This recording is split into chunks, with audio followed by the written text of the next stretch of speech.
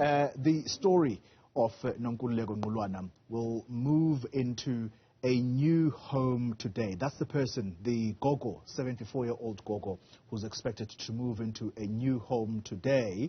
Newzroom Afrika bringing you this story of the pensioner who was found living in a car. This was back in March of this year. Well, following that coverage of her plight, the Gauteng Department of Human Settlements, alongside the Colin Mashawana Foundation, intervened. Let's get the latest now from Newzroom Afrika reporter Zikhona Tshona, who was the originator of this story. Zikhona, good morning to you once again. So, just how far are the plans to move Umakulu into her new house?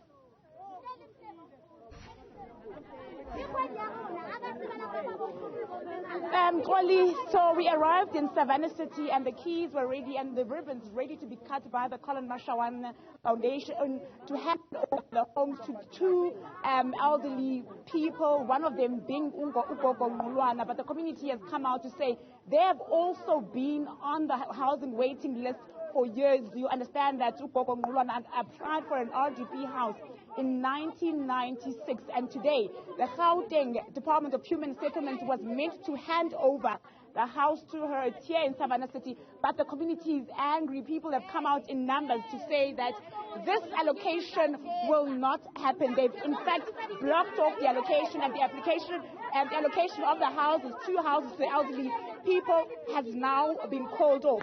But to give us details with regards to what went wrong is the MNC of Human Settlements in this area. Uti, what went wrong? Normally, before every allocation, there's a process that is followed, and the process involves the municipality as well as the department coming together to make sure that we plan for such an allocation. So in the past, how we normally do it, we would have the Department of Human Settlement coming to us, and then we convene the councillors that are affected in this case, that they also are able to go back to their communities. But in this case, because it was special cases, I'm informed by the officials from the department that it was cases that were identified by both the minister as well as the MEC. That is why they could not follow the process and they felt it was an urgent process. However, I think as we can see, there's many community members that are not happy with the process, which is justifiable, and I fully understand what they are saying, because obviously they would also be surprised to see people just occupying houses, whereas as councillors there's never been any communication with them. So the oversight, I think, was on part of the department in terms of following that process. But for now, we have agreed that on Wednesday I'm going to meet with both the department as well as the councillors that are affected in this case, so that we can properly plan. Following that, we will then come back to the communities and also have engagements with them so that at least they are on board and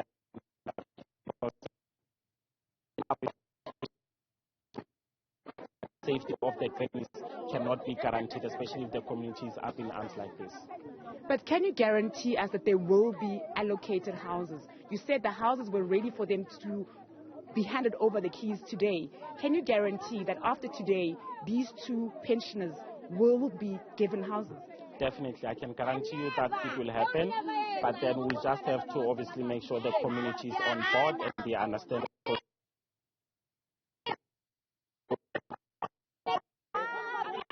Of Human Settlements in Medval.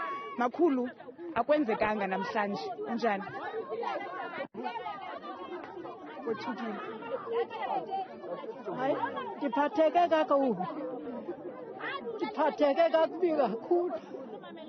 Ngiphatheke kakubi ngoba bengithi ngizawuba sendlini yami.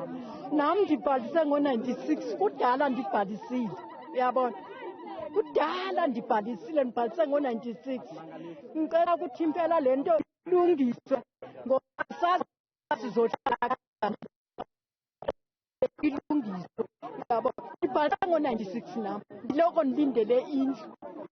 Ngicela ilungiswe.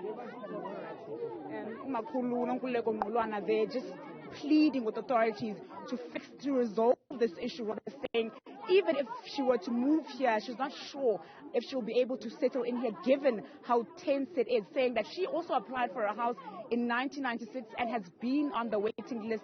The community here also saying they have also been on the housing waiting list for years, which is why they've resorted to blocking the entry of the two pensioners to